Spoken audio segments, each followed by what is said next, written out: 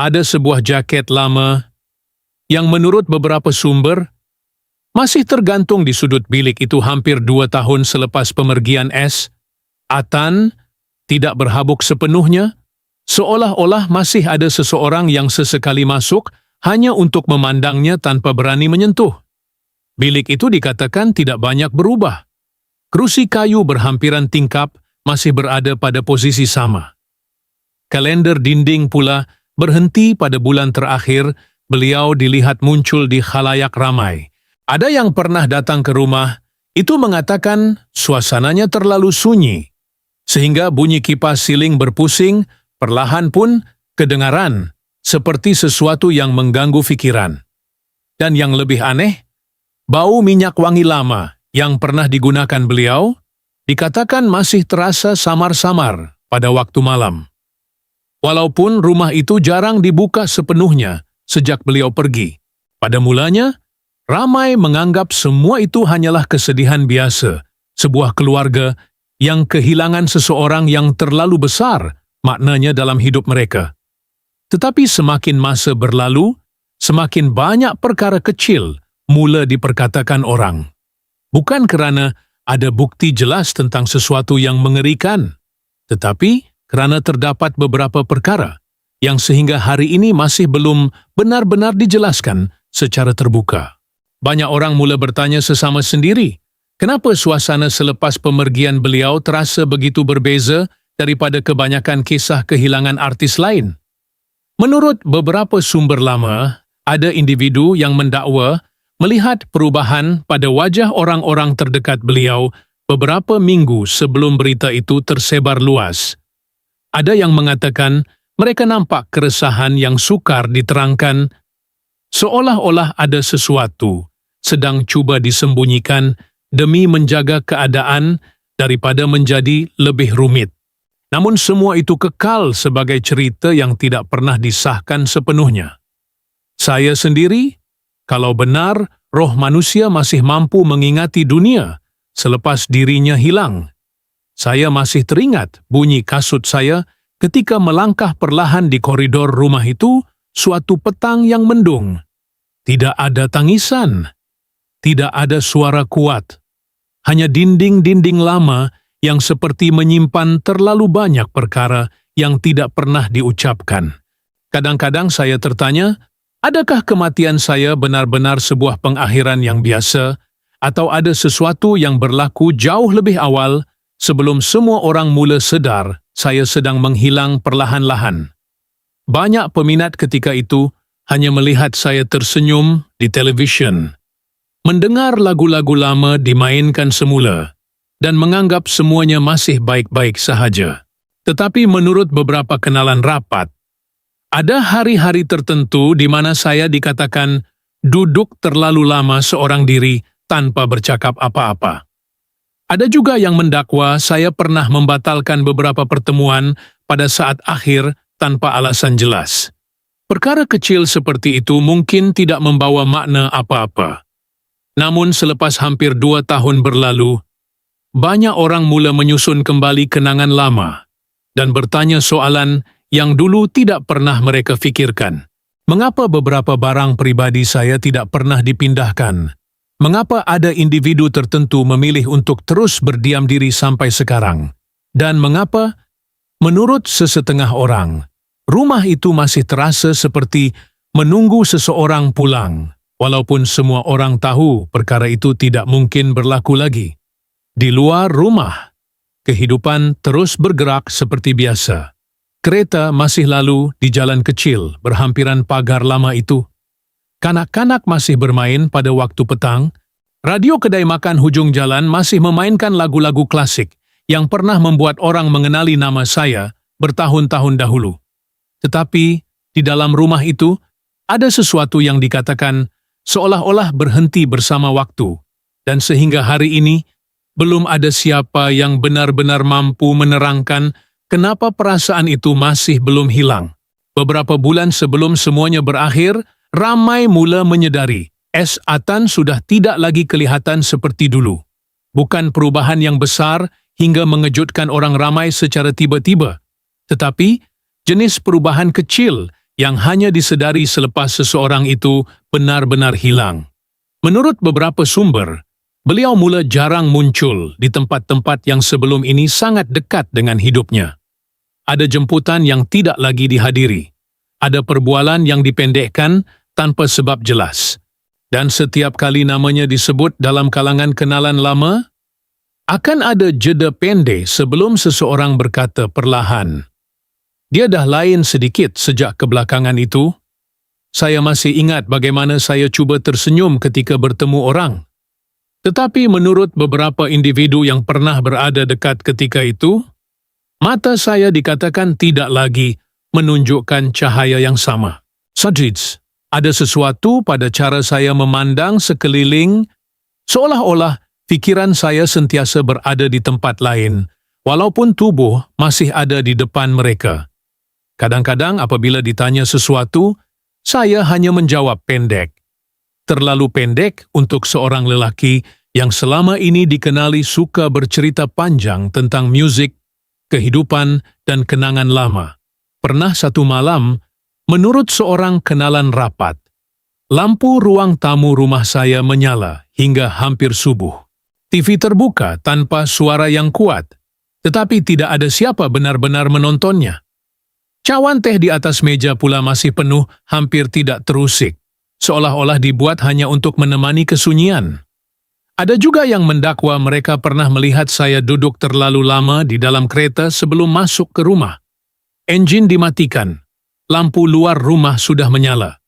Tetapi saya hanya duduk memandang kosong ke arah pagar, tanpa bergerak selama beberapa menit, kadang-kadang lebih lama daripada itu. Hingga hari ini, tidak ada siapa tahu apa yang sebenarnya bermain dalam fikiran saya pada waktu-waktu seperti itu. Dan mungkin itulah yang membuatkan ramai orang mula berasa tidak sedap hati selepas pemergian saya diumumkan. Kerana apabila mereka cuba mengingati semula hari-hari terakhir itu, terlalu banyak perkara kecil terasa ganjil bila disusun satu demi satu. Selipar di luar pintu pernah dilihat berada dalam keadaan sengit, seperti seseorang tergesa-gesa meninggalkannya.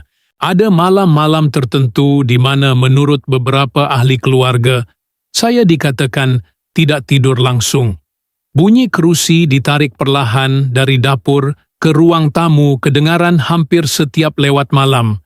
Kadang-kadang hanya bunyi kipas dan siaran televisyen lama menemani rumah itu hingga ke pagi. Dan yang paling sukar dijelaskan, ada orang yang mengatakan suasana rumah itu mula berubah jauh sebelum saya benar-benar pergi. Bukan sesuatu yang boleh dibuktikan secara nyata, tetapi perasaan aneh yang sukar diterangkan dengan kata-kata. Seolah-olah ada sesuatu sedang berlaku perlahan-lahan di depan semua orang. Tetapi tidak ada sesiapa benar-benar memahami apa yang mereka sedang lihat pada waktu itu. Ada hari-hari tertentu dalam hidup manusia yang pada awalnya kelihatan terlalu biasa untuk diingati, tetapi selepas semuanya berlalu, hari itulah yang terus menghantui fikiran orang selama bertahun-tahun. Dan menurut beberapa sumber, hari terakhir yang dikaitkan dengan es Atan juga bermula seperti hari biasa yang lain. Tidak ada jeritan, tidak ada tanda besar yang membuat sesiapa menjangka sesuatu akan berubah sepantas itu. Pagi itu dikatakan berjalan perlahan. Ada yang mengingati bunyi pinggan di dapur. Ada yang masih boleh mengingati cahaya matahari yang masuk melalui langsir separuh terbuka di ruang makan. Menurut seorang individu yang pernah berada di rumah itu, beliau makan sedikit sahaja pada hari tersebut. Bukan sesuatu yang terlalu pelik, kerana beberapa minggu sebelumnya beliau memang dikatakan kurang berselera. Tetapi ada satu perkara kecil yang membuat orang masih mengingatinya hingga hari ini. Beliau dikatakan memandang makanan di depan terlalu lama sebelum menyentuh sudu, seolah-olah fikirannya berada jauh dari situ. Perbualan pagi itu juga dikatakan sangat pendek.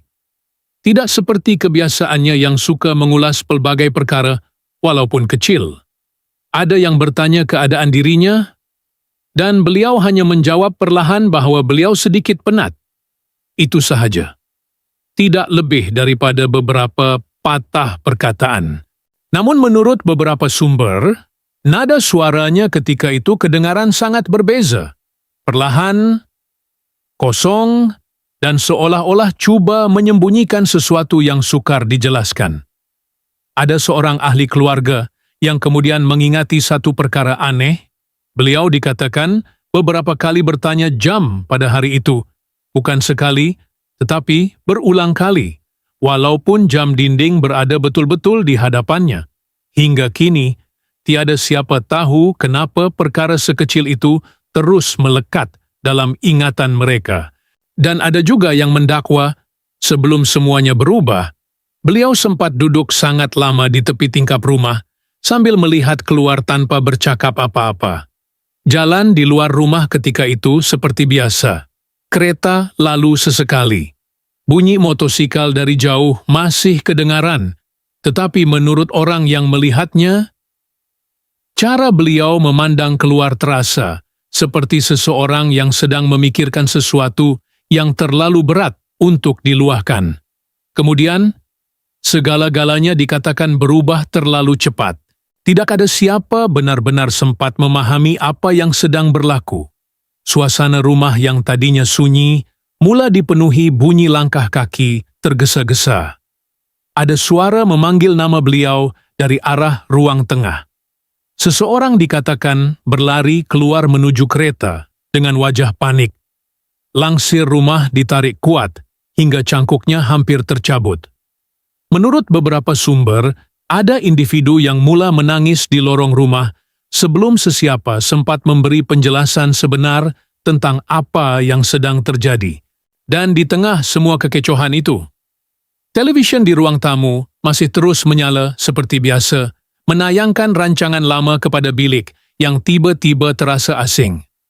Hingga hari ini, ramai yang masih mengingati hari tersebut, bukan kerana mereka melihat sesuatu yang jelas, tetapi kerana perasaan ganjil bahawa semuanya berlaku terlalu pantas. Seolah-olah ada satu bahagian penting yang hilang di antara detik-detik terakhir itu, dan belum pernah benar-benar dijelaskan kepada sesiapa. Beberapa hari selepas pengebumian es Atan, suasana mula berubah menjadi sesuatu yang sukar diterangkan dengan logik biasa. Pada awalnya, semua orang masih sibuk dengan ucapan takziah, gambar kenangan dan cerita lama tentang perjalanan hidup beliau. Rumah itu masih dipenuhi orang keluar masuk. Bunyi bacaan doa masih kedengaran perlahan dari ruang tengah. Tetapi, selepas semakin ramai mula pulang, ada sesuatu yang perlahan-lahan mula dirasai oleh mereka yang tinggal lebih lama. Bukan sesuatu yang boleh disentuh atau dibuktikan, tetapi rasa janggal yang muncul setiap kali nama beliau disebut terlalu lama. Menurut beberapa sumber, cerita yang keluar daripada orang-orang berbeza mula kedengaran tidak sepenuhnya sama. Ada perkara kecil yang berubah setiap kali seseorang mengulang semula apa yang berlaku pada hari-hari terakhir itu. Seorang mengatakan beliau kelihatan tenang. Seorang lagi mendakwa beliau sebenarnya terlalu diam. Ada yang berkata beliau masih sempat bergurau beberapa hari sebelumnya. Tetapi ada juga yang berkeras mengatakan beliau sudah berubah jauh lebih awal daripada yang orang ramai sangka. Tidak ada percanggahan besar, namun perbezaan kecil itulah yang membuat ramai mula tertanya-tanya. Dan semakin waktu berlalu, semakin banyak perkara aneh mula diperhatikan orang. Ada beberapa cerita yang pada awalnya disebut perlahan-lahan di kalangan kenalan rapat, tetapi kemudian tiba-tiba tidak pernah disentuh lagi. Seolah-olah ada seseorang meminta supaya perkara tertentu tidak terus dibincangkan. Menurut beberapa individu, terdapat juga beberapa gambar lama yang sebelum ini sering dipamerkan di rumah atau media sosial, tiba-tiba tidak lagi kelihatan selepas majlis pengebumian selesai. Tidak ada penjelasan terbuka mengenainya. Mungkin hanya kebetulan biasa. Tetapi sehingga hari ini, ada peminat lama yang masih mengingati gambar-gambar tertentu yang seakan-akan hilang begitu sahaja tanpa sebab jelas. Dan yang paling membuat orang berasa pelik adalah sikap beberapa individu terdekat beliau selepas semuanya selesai. Ada yang memilih untuk terlalu banyak berdiam diri. Bukan diam kerana tidak sedih, tetapi diam yang terasa seperti sedang menahan sesuatu daripada terlepas keluar. Menurut beberapa sumber, ada seseorang yang dikatakan terus meninggalkan kawasan rumah sebaik sahaja urusan terakhir selesai, tanpa bercakap panjang dengan sesiapa. Ada juga yang mengingati bagaimana beberapa tetamu saling berpandangan apabila topik tertentu mula disentuh, sebelum perbualan segera ditukar kepada perkara lain. Hingga hari ini, belum ada siapa benar-benar menjelaskan kenapa suasana ketika itu terasa begitu tegang walaupun semua orang cuba kelihatan tenang di depan orang ramai. Kadang-kadang saya sendiri tertanya, adakah mereka sebenarnya tahu sesuatu yang saya tidak sempat katakan sebelum saya menghilang daripada dunia ini? Kerana ada masanya, manusia tidak perlu mendengar pengakuan penuh untuk merasakan sesuatu sedang disembunyikan. Cukup dengan cara seseorang mengelak pandangan mata. Cara suara mereka berubah ketika menyebut nama tertentu. Cara ruang tamu tiba-tiba menjadi terlalu sunyi apabila satu persoalan kecil dibangkitkan. Dan mungkin itulah sebabnya, hampir 2 tahun selepas pemergian saya, masih ada orang yang terus bercakap perlahan tentang kisah ini. Bukan kerana mereka mempunyai jawapan, tetapi kerana mereka merasakan ada sesuatu yang semua orang pernah nampak. Namun tidak ada sesiapa yang mahu menjadi orang pertama untuk menyebutnya dengan jelas. Selepas beberapa bulan berlalu, internet mula melakukan apa yang sering dilakukan manusia apabila kehilangan seseorang yang mereka rasa belum benar-benar difahami. Mereka kembali melihat masa lalu satu demi satu. Video-video lama Atan mula muncul semula di halaman media sosial.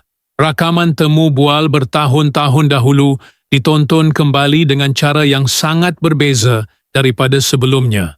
Dulu orang melihatnya sebagai kenangan seorang seniman lama yang tenang. Tetapi selepas pemergian beliau, ramai mula memerhatikan perkara-perkara kecil yang sebelum ini tidak pernah diberi perhatian. Cara beliau berhenti bercakap beberapa saat lebih lama daripada biasa. Cara senyumannya kadang-kadang kelihatan seperti sedang menutup sesuatu dan paling banyak diperkatakan adalah matanya. Menurut beberapa pengguna internet, ada rakaman tertentu yang menunjukkan beliau seperti terlalu letih, walaupun masih cuba kelihatan tenang di depan kamera. Ada yang mengatakan pandangan beliau kelihatan kosong ketika soalan tertentu ditanya. Tetapi seperti biasa, semua itu hanyalah tafsiran manusia yang sedang cuba mencari makna selepas sesuatu berlaku. Tidak ada siapa benar-benar tahu apa yang sedang bermain dalam hati beliau ketika itu. Namun semakin banyak video lama dikongsi semula, semakin banyak perbincangan mula muncul perlahan-lahan. Ada satu petikan kata-kata lama beliau yang tiba-tiba kembali menjadi perhatian ramai. Pada waktu ia diucapkan dahulu, hampir tiada siapa menganggapnya pelik. Tetapi selepas hampir 2 tahun berlalu, ramai mula mendengar ayat itu dengan perasaan yang berbeza. Menurut beberapa sumber, ada individu yang mendakwa kata-kata tersebut seperti mempunyai maksud tersembunyi yang hanya difahami selepas beliau tiada. Dan dari situlah pelbagai teori kecil mula tersebar tanpa arah yang jelas. Bukan teori besar seperti dalam filem, tetapi bisikan-bisikan kecil yang bergerak perlahan di ruang komen dan forum lama. Beberapa komen lama daripada peminat juga mula dikongsi semula.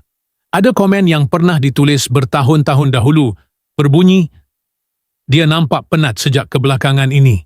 Ada juga yang berkata, ada sesuatu pada wajahnya yang susah dijelaskan.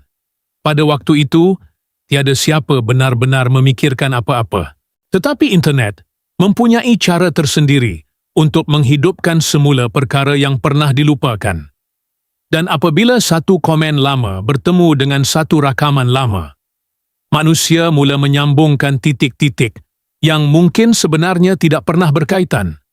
Beberapa akaun anonim pula mula menulis ayat-ayat samar seperti, "Semuanya tidak sesederhana yang orang fikir." Ada yang mendakwa mereka pernah mendengar cerita tertentu daripada individu lama dalam industri hiburan. Ada yang mengatakan terdapat perkara yang tidak pernah didedahkan kepada umum. Tetapi sehingga hari ini, tiada seorang pun mampu memberikan bukti jelas tentang apa sebenarnya yang dimaksudkan. Dan mungkin itulah yang membuat kisah ini terus hidup di internet hingga sekarang. Kerana manusia selalunya lebih sukar melupakan sesuatu yang tidak mempunyai jawapan lengkap. Namun begitu, hingga ke hari ini, belum ada sesiapa yang benar-benar dapat mengesahkan apa-apa. Tidak ada bukti kukuh tentang kewujudan sesuatu yang mengerikan di sebalik pemergian beliau. Tidak ada pengakuan rasmi, tidak ada cerita yang benar-benar lengkap. Yang tinggal hanyalah potongan-potongan kenangan, rakaman lama, kata-kata samar, dan perasaan aneh bahawa mungkin ada sesuatu yang dirasakan ramai orang, tetapi tidak pernah dapat diterangkan dengan jelas. Dan setiap kali video lama beliau dimainkan semula pada lewat malam, masih ada orang yang berhenti seketika di ruangan komen, membaca perlahan satu demi satu ayat lama, seolah-olah mereka juga sedang mencari sesuatu yang tidak pernah benar-benar ditemui. Selepas hampir 2 tahun, ramai mula sedar bahawa kehilangan sebenar bukan hanya tentang seseorang yang telah pergi, tetapi tentang mereka yang terpaksa terus hidup bersama ruang kosong yang ditinggalkan. Dan mungkin itulah perkara paling sukar dalam kisah S. Atan. Kerana menurut beberapa sumber, orang-orang yang masih berada di sekeliling kenangan beliau kelihatan seperti tidak pernah benar-benar keluar daripada hari terakhir itu. Ada kenalan lama yang dikatakan tidak lagi sanggup menonton rakaman temu bual atau persembahan lama beliau. Bukan kerana mereka mahu melupakan, tetapi kerana setiap kali suara itu kedengaran semula. Terlalu banyak perkara yang datang kembali serentak. Ada peminat lama yang mengaku mereka masih menyimpan mesej terakhir atau gambar lama dalam telefon tanpa pernah berani memadamnya, walaupun hanya ayat biasa seperti "jaga diri" atau "nanti kita jumpa". Bagi sesetengah orang, kata-kata pendek itu kini terasa jauh lebih berat daripada dahulu. Dan di rumah lama itu, menurut beberapa individu yang pernah datang selepas semuanya berlaku, suasananya dikatakan tidak pernah benar-benar kembali seperti dulu. Bukan rumah yang menakutkan seperti dalam cerita filem, tetapi rumah yang terlalu sunyi sehingga benda-benda kecil mula terasa mengganggu. Sepasang kasut lama dikatakan masih berada di bawah tangga hampir pada posisi yang sama selama berbulan-bulan. Tidak ada siapa tahu kenapa ia tidak dialihkan. Mungkin kerana terlalu sibuk dengan kesedihan. Atau mungkin kerana ada orang yang diam-diam berharap pemilik kasut itu akan turun, memakainya semula suatu hari nanti. Di ruang tengah pula, ada jam lama yang menurut beberapa sumber pernah berhenti tepat pada waktu tertentu dan tidak pernah dibaiki sejak hari itu. Bukan kerana rosaknya penting, tetapi kerana tiada siapa benar-benar sanggup menyentuh benda-benda yang masih terasa seperti mempunyai kaitan dengan beliau. Ada juga yang mendakwa setiap malam bunyi pintu gelangsar rumah itu masih kedengaran ditarik perlahan oleh angin. Bunyi kecil yang sepatutnya biasa, tetapi dalam rumah yang penuh kenangan seperti itu, ia menjadi sesuatu yang membuat orang terdiam beberapa saat sebelum menyambung percakapan. Dan mungkin perkara paling menyedihkan adalah bagaimana manusia cuba meneruskan hidup sambil berpura-pura semuanya sudah selesai, walaupun hati mereka belum pernah benar-benar menerima kehilangan itu. Ada orang yang masih bercakap tentang beliau dalam nada perlahan, seolah-olah takut namanya akan membuka semula sesuatu yang susah ditutup. Ada yang masih mengelak melalui jalan tertentu kerana takut teringat kenangan lama. Dan ada juga yang menurut beberapa sumber masih tidak sanggup masuk ke bilik tertentu di rumah itu seorang diri pada waktu malam. Saya kadang-kadang tertanya, adakah manusia sebenarnya lebih takut kepada kematian atau kepada benda-benda kecil yang ditinggalkan selepas seseorang hilang. Kerana kematian mungkin berlaku hanya sekali. Tetapi, kenangan bergerak perlahan setiap hari tanpa pernah benar-benar berhenti. Bunyi kerusi yang tidak lagi ditarik.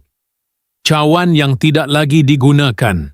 Lagu lama yang tiba-tiba terdengar dari radio kedai makan ketika hujan malam turun perlahan. Semua itu kelihatan kecil di mata orang luar. Tetapi bagi mereka yang pernah hidup bersama seseorang, benda-benda kecil itulah yang paling sukar dilepaskan. Dan mungkin sebab itulah, hingga hari ini, masih ada orang yang merasakan es. Atan belum benar-benar pergi sepenuhnya, kerana terlalu banyak bahagian dirinya yang masih tertinggal diam di tempat-tempat yang tidak pernah belajar bagaimana untuk melupakan. Semakin lama masa berlalu, semakin saya mula sedar bahawa sesetengah kehilangan tidak pernah benar-benar selesai. Bukan kerana manusia tidak mahu melupakan, tetapi kerana terlalu banyak persoalan yang dibiarkan, tergantung tanpa jawapan yang benar-benar jelas. Dan selepas hampir 2 tahun pemergian S. Atan, masih ada perkara-perkara tertentu yang membuat orang terdiam setiap kali cuba menyentuhnya terlalu dalam. Kadang-kadang saya tertanya sendiri, kenapa ada cerita yang suatu ketika dahulu disebut perlahan-lahan, tetapi kini langsung tidak pernah dibangkitkan lagi? Kenapa ada individu tertentu yang tiba-tiba memilih untuk tidak lagi bercakap tentang hari-hari terakhir itu? Dan kenapa setiap kali nama beliau disebut dalam sesetengah perbualan, suasana berubah menjadi terlalu sunyi? Walaupun hanya untuk beberapa saat. Menurut beberapa sumber, ada orang yang sampai hari ini masih mengelak menjawab soalan tertentu berkaitan beliau, bukan kerana mereka marah, tetapi kerana wajah mereka berubah, seolah-olah sedang mengingati sesuatu yang terlalu berat untuk dijelaskan dengan kata-kata biasa. Ada juga yang dikatakan tidak lagi mahu menonton rakaman lama yang melibatkan beliau walaupun suatu ketika dahulu mereka adalah orang paling rapat di sisinya. Dan yang paling aneh, ada beberapa individu yang menurut orang sekeliling jarang sekali menyebut nama beliau secara terus. Mereka hanya berkata, dia, atau berhenti separuh jalan sebelum menukar topik kepada perkara lain. Tidak ada siapa tahu sebab sebenarnya. Mungkin hanya cara manusia menghadapi kehilangan. Atau mungkin ada sesuatu dalam ingatan mereka yang masih belum benar-benar tenang hingga hari ini. Kadang-kadang, perkara yang paling menakutkan bukanlah apa yang berlaku di depan mata manusia, tetapi perkara yang tidak pernah dijelaskan sepenuhnya selepas semuanya berakhir. Sebab itulah, walaupun rumah itu masih berdiri seperti biasa, walaupun lagu-lagu lama beliau masih dimainkan di radio, walaupun masa terus bergerak tanpa berhenti, ada perasaan aneh yang masih tinggal dalam kisah ini, perasaan bahawa sesuatu pernah berlaku perlahan-lahan di depan ramai orang, tetapi tiada siapa benar-benar memahami apa yang mereka sedang lihat ketika itu. Dan apabila malam menjadi terlalu sunyi, manusia mula memikirkan semula perkara-perkara kecil yang dulu dianggap tidak penting. Kenapa beliau memandang keluar tingkap terlalu lama? Kenapa beberapa gambar lama hilang tanpa penjelasan? Kenapa sesetengah cerita berubah sedikit setiap kali diulang semula? Semua itu mungkin tidak membawa apa-apa makna. Tetapi sehingga hari ini, belum ada sesiapa yang benar-benar mampu menyusun semuanya menjadi satu jawapan yang lengkap. Saya sendiri. Jika benar roh manusia masih mampu berdiri diam di tengah kenangan yang pernah ditinggalkan, saya mungkin juga sedang memandang semua ini dari jauh sambil tertanya perkara yang sama seperti mereka. Adakah semua ini benar-benar sekadar kehilangan biasa yang dibesar-besarkan oleh masa dan internet, atau ada sesuatu yang tidak pernah sempat diucapkan sebelum semuanya terlambat? Dan mungkin itulah perkara yang membuat kisah ini terus hidup dalam kepala ramai orang hingga sekarang. Bukan kerana mereka mempunyai bukti, bukan kerana mereka tahu kebenaran sebenar, tetapi kerana selepas hampir 2 tahun, suasana di sekeliling nama S. Atan masih mampu membuat orang merasa dingin secara tiba-tiba, tanpa sebab yang jelas. Mungkin perkara paling menakutkan bukanlah tentang mengetahui kebenaran, tetapi tentang hakikat bahawa tiada siapa benar-benar tahu di mana letaknya kebenaran terakhir itu.